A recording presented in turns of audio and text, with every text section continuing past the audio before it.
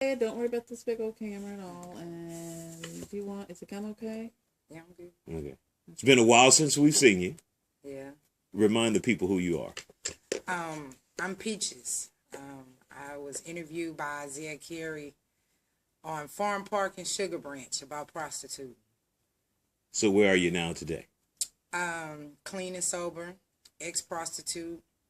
I live in a safe house. I was in a program in jail called We've Been There, Done That.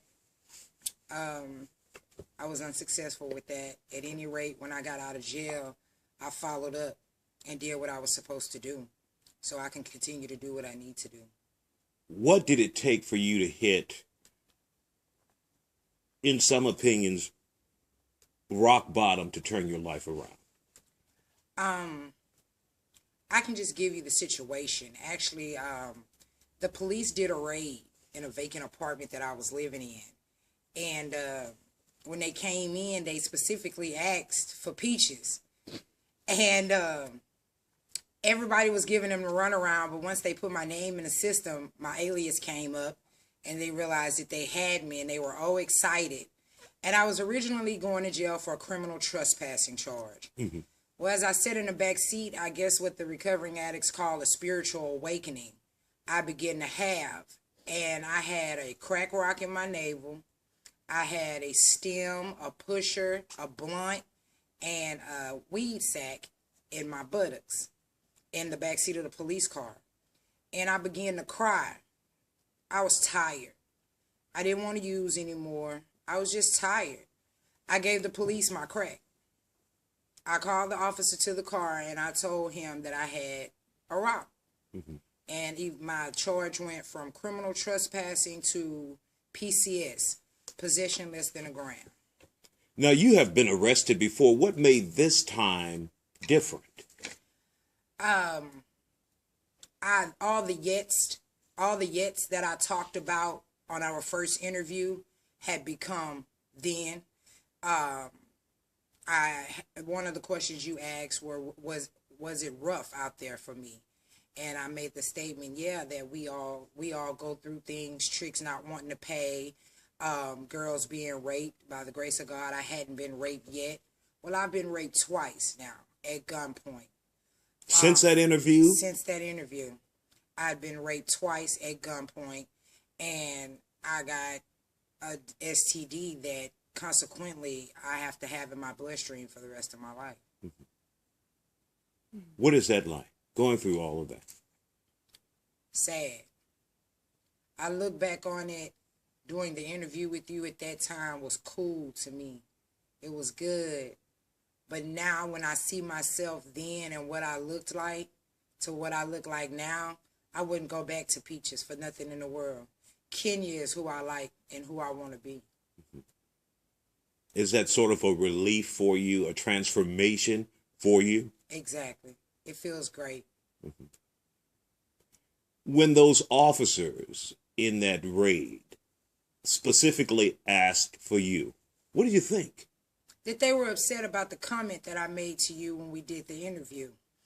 If I could remember specifically, Peaches, the police passed by and you didn't even flinch. I quoted, well, Isaiah, that lets you know we're not the only hoes on the block. So, in saying that, kind of put a little fury in them. They were looking for me. Mm-hmm. On several occasions, I got arrested for loitering with intent because they couldn't catch me per se prostituting. I caught 2 prostitution charges, meaning my third one after that interview, my second and third one after that interview, and as well as this possession charge. So that interview made you a target? Exactly. You regret doing the interview? Not at all. Why not? That interview saved my life if I look at it in a positive aspect. Because at every point of me going to jail, somebody had ended up getting hurt on the corner while I was incarcerated on those every occasion. With the intent, a girl had gotten raped. The 2 days that I was in jail, out of those 2 days, a girl had got raped. Mm-hmm. The second prostitution charge, they found a girl in a dumpster in the back of Farm Park on the second one. On the third prostitution charge, a girl had shot herself in Sugar Branch apartments, the apartments that I had turned a trick in while I was on camera.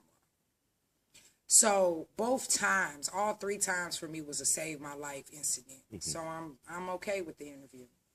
You're at a new point in your life. Will this hold? Will this stay? We know it's not an easy transition. You know, Well- sometimes people say they're changing and then they go right back. How do you keep on that path and stay the straight now? For me, Isaiah, it's not about prostituting. It's not about getting high. It's about me wanting to live. I came too close to dying on several occasions, and I know now that it was nothing that I did, that it was only through God's grace and mercy that I survived all 3 occasions. At any rate, getting syphilis, whether it was tricking or whether it was being raped, alerted me that I have no control. And that's something that, me being the person that I am, I don't like. I don't like not being able to control me, or being in my addiction, not caring enough about myself to go and get checked. That lets me know how powerless I was. That's irritating to me. So now in my state of mind, God is giving me control back of my life to live in his will, and I accept that today with open arms. Is it ever a struggle for you on a day-to-day basis trying to make sure you stay on the path that you're walking now? Absolutely. Peaches comes to visit me every now and then. And, you know, in the area that my safe house is in is actually the area that I started everything, my addiction, my prostitution. And for me, it's a plus because it keeps me on my toes. It keeps me aware that nothing stops. Everything remains the same. You know, so if you think that it's going to change because you stopped, it's not. So why go back to it? It's going to still be there, and it's going to get worse. It's not going to get better. And with that being in my head, I remain where I'm at today. Any regrets from the past that you look upon now and like, I can't believe I did that? The most important thing was allowing myself to get as low as I did in my addiction, meaning my health. You know, not doing, you know, working girls are supposed to do the normal checkups. They're supposed to do the normal doctor visits. In my case, my addiction had so much control over me that it didn't matter about a doctor visit. It didn't matter about my health. And that is one of the most regrets that I have out there, is not caring enough for myself or loving myself enough to go to the doctor. Anyone from the old life recognize you and try to pull you back in, or?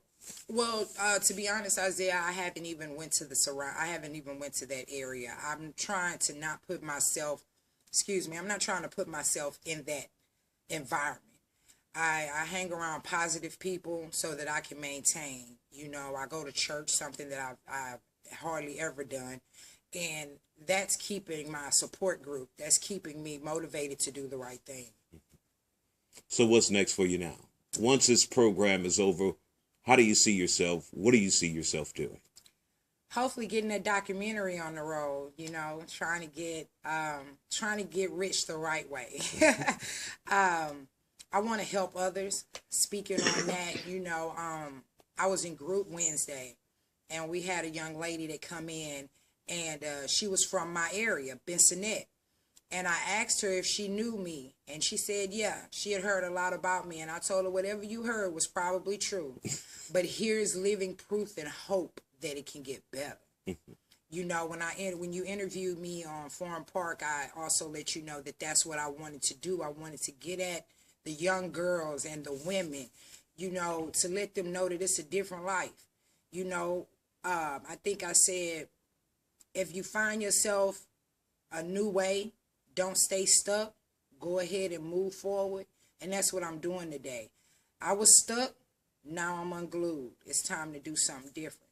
Now, are you at that position in your life where you're able to give others advice, because you're just starting out now? I'm not able to give advice.